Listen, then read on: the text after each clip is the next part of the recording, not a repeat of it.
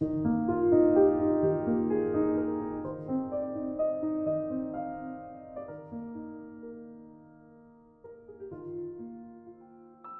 믿음에 굳게 서라. 고린도전서 16장 10부터 24절. 디모데가 이르거든 너희는 조심하여 그로 두려움이 없이 너희 가운데 있게 하라. 이는 그도 나와 같이 주의 일을 힘쓰는 자임이라. 그러므로 누구든지 그를 멸시하지 말고 평안히 보내어 내게로 오게 하라. 나는 그가 형제들과 함께 오기를 기다리노라. 형제 아볼로에게 대하여는 그에게 형제들과 함께 너희에게 가라고 내가 많이 권하였으되 지금은 갈 뜻이 전혀 없으나 기회가 있으면 가리라. 깨어 믿음에 굳게 서서 남자답게 강건하라. 너희 모든 일을 사랑으로 행하라. 형제들아, 스데바나의 집은 곧 아가야의 첫 열매요 또 성도 섬기기로 작정한 줄을 너희가 아는지라. 내가 너희를 권하노니 이 같은 사람들과 또 함께 일하며 수고하는 모든 사람에게 순종하라. 내가 스데바나와 부드나도와 아가이고가 온 것을 기뻐하노니 그들이 너희의 부족한 것을 채웠습니다. 그들이 나와 너희 마음을 시원하게 하였으니 그러므로 너희는 이런 사람들을 알아주라. 아시아의 교회들이 너희에게 문안하고 아굴라와 브리스가와 그 집에 있는 교회가 주 안에서 너희에게 간절히 문안하고 모든 형제도 너희에게 문안하니 너희는 거룩하게 입맞춤으로 서로 문안하라. 나 바울은 친필로 너희에게 문안하노니 만일 누구든지 주를 사랑하지 아니하면 저주를 받을지어다. 우리 주여 오시옵소서. 주 예수 그리스도의 은혜가 너희와 함께하고 나의 사랑이 그리스도 예수 안에서 너희 무리와 함께 할지어다. 깨어 믿음에 굳게 서서 남자답게 강건하라. 사도 바울이 앞서 지적한 고린도 교회의 수많은 문제를 보면 교회가 금방이라도 무너질 것만 같습니다. 그는 그럼에도 그 자리를 지키는 사람들이 있어 안심하며 핍박의 시간을 지나고 있는 성도들에게 격려의 말을 전합니다. 믿음에 굳게 서라는 것은 흔들리지 말고 믿음을 끝까지 지키라는 뜻입니다. 하나님의 뜻에 맞추어 올바로 결정하며 살라는 것입니다. 너희 모든 일을 사랑으로 행하라. 사도 바울은 다시 한번 사랑을 강조합니다. 교회에서 일어나는 일들과 봉사로 인해 서로에게 얼마나 상처를 줄 수 있는지 보았기 때문입니다. 아무리 열심히 봉사해도 사랑으로 행하지 않으면 독선적이고 위선적인 행위가 될 수밖에 없음을 알았기 때문입니다. 고린도 교회에는 많은 어려움이 있었습니다. 그러나 사도 바울이 무난하고 교회를 맡길 만한 신실한 동역자들도 있었습니다. 그는 디모데, 아볼로 등의 이름을 언급하며 앞으로의 사역을 알리고 스데바나, 브리스길라, 아굴라 등에게 감사의 인사를 전합니다. 동역자란 내 편을 뜻하지 않습니다. 하나님의 일을 같이 하며 동일한 하나님의 비전을 품은 사람들입니다. 교회는 한 사람을 중심으로 모이는 단체가 아니라 모든 사람이 하나님 중심으로 모이는 공동체입니다. 사도 바울은 마지막까지 사랑을 강조합니다. 만일 누구든지 주를 사랑하지 아니하면 저주를 받을지어다. 자기 자랑을 내려놓고 오직 예수 그리스도만 사랑하며 그 사랑을 널리 전하기를 권면합니다. 주님을 사랑하는 일에 초점을 맞추고 살아간다면 우리 삶의 기준은 더욱 명확해질 것입니다. 나에게는 믿음의 동역자가 있습니까? 사랑을 강조한 바울의 마음을 이해합니까? 믿음의 동역자에게 감사하고 그들을 위해 기도합니까? 오늘은 10월 30일입니다. 믿음에 굳게 서라. 자, 오늘로 고린도전서 긴 여정이 막을 내리게 됩니다. 깨어 믿음에 굳게 서라. 깨어 있다는 것은 무엇일까요? 믿음에 굳게 선다고 하는 것은 무엇일까요? 성경에는 이런 표현을 하고 있어요. 깨어 믿음에 굳게 서서 남자답게 강건하라. 뭐 남녀 차별에 대한 이야기가 아니라 그 당시에 생각했던 남자라고 하는 것은 어떤 대표성을 가지고 있겠죠. 고린도 교회에 수많은 문제들을 가지고 있었어요.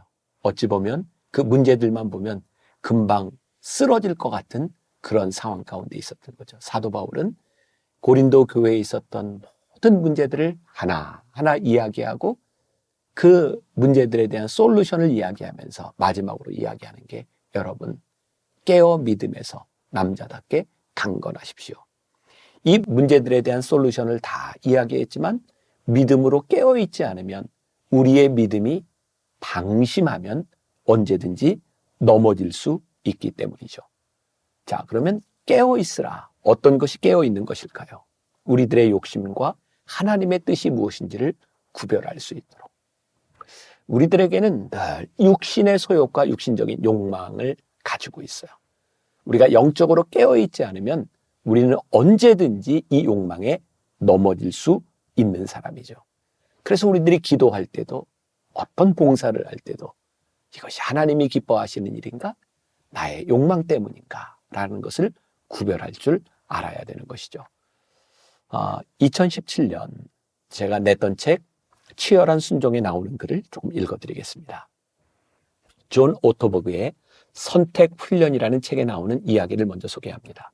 한 번은 캘리포니아주 남부의 한 교회에 교역자 자리가 나서 면접을 보러 갔다. 그런데 그 교회의 교인 중 한 명이 이 일을 놓고 기도하던 중 내가 그 교회에 사역하게 되겠지만 당장은 아니고 나중에 그렇게 될 것이라는 주님의 음성을 들었다고 내게 말했다.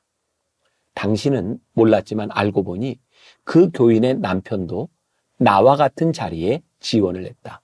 내가 합격되면 남편은 떨어질 수밖에 없었던 것이다.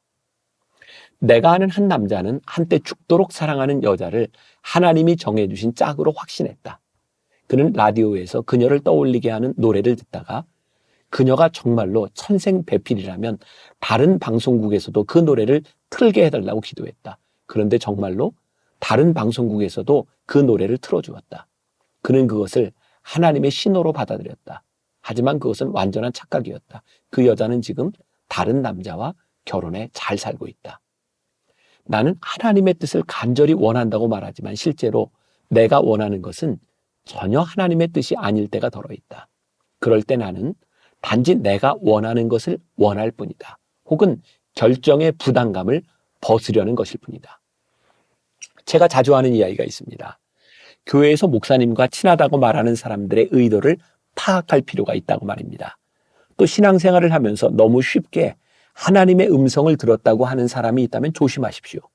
우리가 하나님의 음성을 듣지 못하는 것이 아닙니다. 그러나 하나님의 음성을 들었다고 말하는 사람 중에는 자신이 원하는 것을 그렇게 표현하는 경우도 많습니다. 불신을 조장하려는 것이 아니라 신앙생활에서 너무나 중요한 문제이기 때문입니다. 우리의 삶에서 믿음이란 무엇일까요? 사도 바울은 깨어 믿음에 굳게 서서라고 말하는데 믿음에 굳게 선다고 하는 것이 무슨 의미일까요?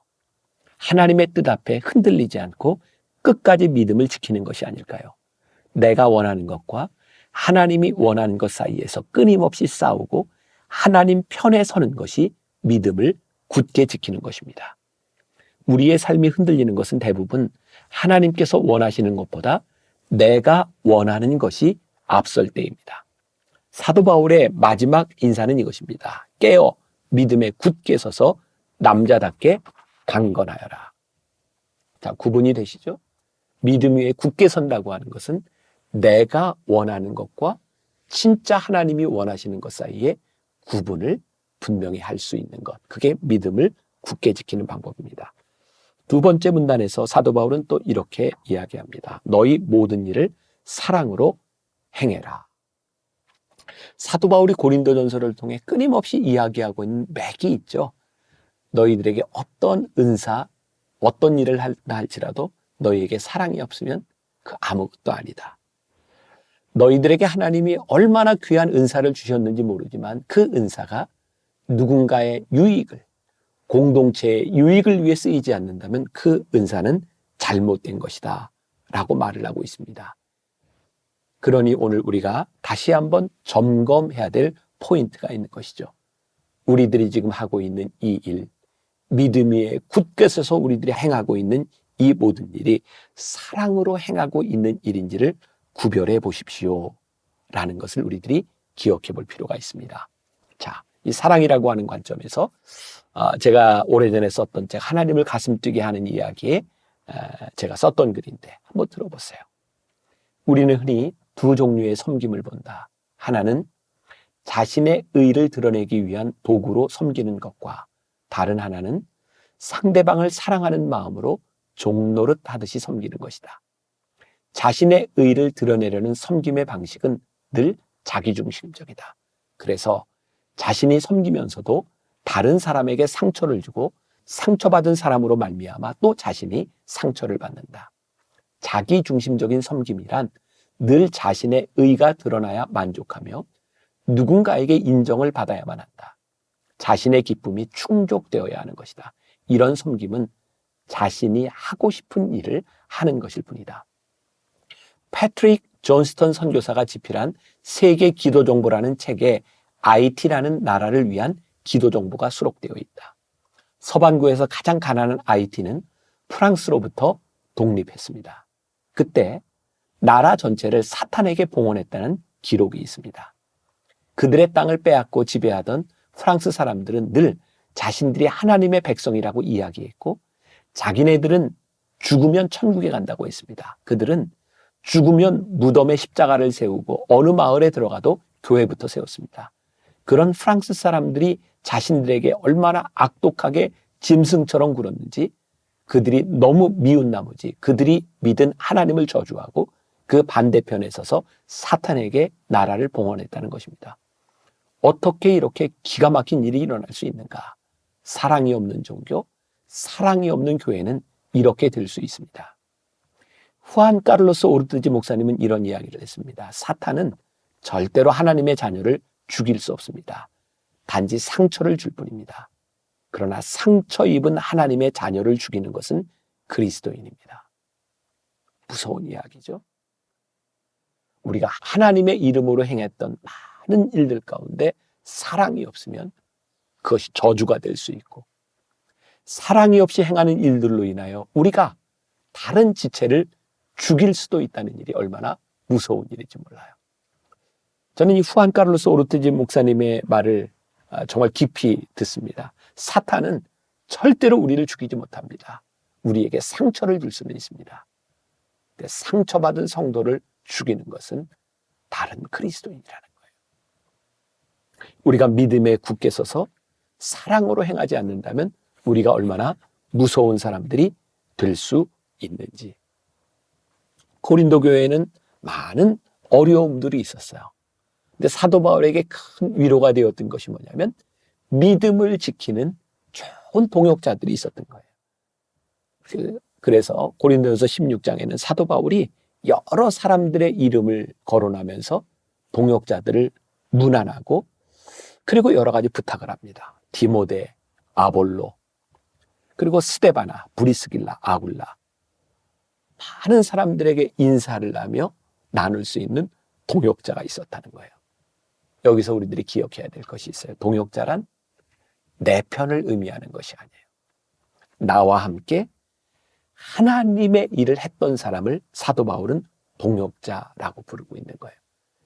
사람을 중심으로 모이는 것이 아니라 하나님을 중심으로 모이는 것. 그 사람들이 동역자가 되었다. 자, 오늘 함께 말씀을 나누는 여러분들 기억하십시오.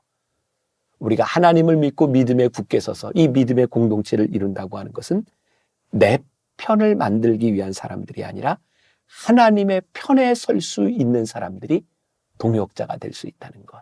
그러니 어떤 누군가가 내 생각에 반대한다 할지라도 나와 생각이 다르다 할지라도 그 사람이 하나님 편에 서 있다면 우리는 얼마든지 동역자가 될 수 있는 거예요.